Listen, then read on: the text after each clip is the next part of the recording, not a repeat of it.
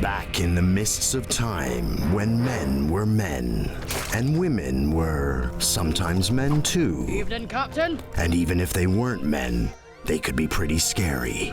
Terrifying, ruthless buccaneers roamed the oceans of the world in search of high adventure and sparkling booty. Pirates are adventurers, and they got this reputation for being like fearsome marauders and freebooters and so on. Pirates are show-offs, aren't they? I mean, that's part of their job. Yeah, that's why they wear these extravagant costumes and so on. Pirates were the scourge of the seven seas, enemy of the empire. I hate pirates! Marauding, plundering crews of outlaws, loyal to their infamous and often legendary captains. So there's very famous pirates. Henry Hastings, a Caribbean guy from Jamaica, I think. Very loud, fun-loving kind of guy. Cutlass Liz, nicknamed the Butcher of Barbados. Black Bellamy is probably the most famous of all the pirates. Very successful career. He has a huge, glamorous galleon, the Barbary Hen. Bellamy knows the impact of a good entrance. Read it and weep! There were also other pirates, lesser-known pirates. Pirates with not as much bounty on their heads. Pirates who didn't acquire quite so much booty. And pirates whose adventures weren't so adventurous. The Pirate Captain is one such pirate.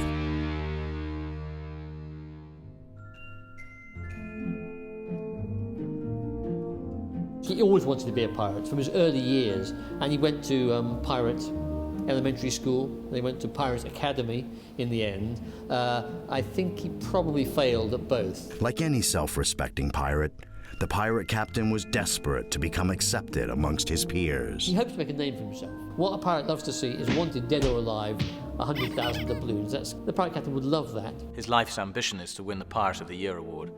He's entered many times and always come last. I know it hasn't worked out perfectly for the last 20 years. I think most people like an underdog story. You know, we root for the guy that has to work hard, and that's the case for the pirate captain. Yes, well, not a total success. I suppose it's another English celebration of failure, really. He's got all the trappings, he's got the coat, he's got the beard, he's got the hat. And he has a high opinion of... He never fails in his high opinion of himself as a potentially great pirate. Behind every captain, with glittering eyes and a luxuriant beard.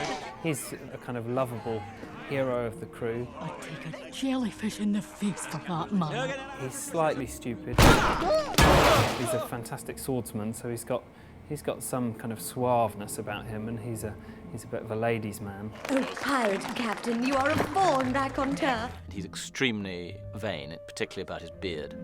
Beard, luxuriant, obviously. Duh. But also he has his vulnerable side. You get all these colours in his performance. But the lads will think I'm a fool. No. A complicated character, probably much more sensitive than you would expect of a pirate. You know, behind all the bluster and the shouting and the roaring and the big beard and the sharp cutlass, quite a sensitive soul. I think I had enough of piracy. He writes poetry, for example. Lots of stuff about, you know, sunsets and, drops of dew on a flower and the butterfly's wings, this kind of stuff. Very, very surprisingly sensitive for a pirate. And he's had paintings done, which luckily he had done himself, again, to show his more sensitive side. And there's one in his cabin of him cradling a dying swan, which is simply entitled "Why." It's quite moving. It's genuinely touching. You're the toast of London town. He's well loved. He's certainly well known. I haven't seen you since that business in Madagascar. Ah, yes. I could have sworn they were girls. Because he's had the most extraordinary series of adventures. He's had adventures with giant squid, but also with large cows as well.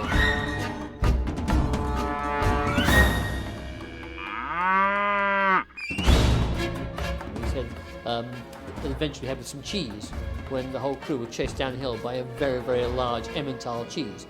From the extremely exciting adventure with cannibals down to the really quite bizarre, like an adventure with his mother-in-law. I was thinking I might go into baby clothes, actually. He aspires to lots of things, hoping to launch a range of pirate products, including false beards and his own cologne called Kelp for men, and things like action figures of himself. Boss! I'm the pirate captain, and I'm here for your gold.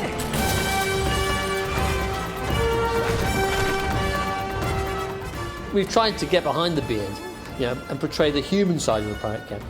He makes mistakes like all of us, but underneath that bluff, vain exterior, and let's face it, he's not that smart, there beats the heart of a true pirate, who loves and is loved by his crew. And that's all that's really important at the end of the day.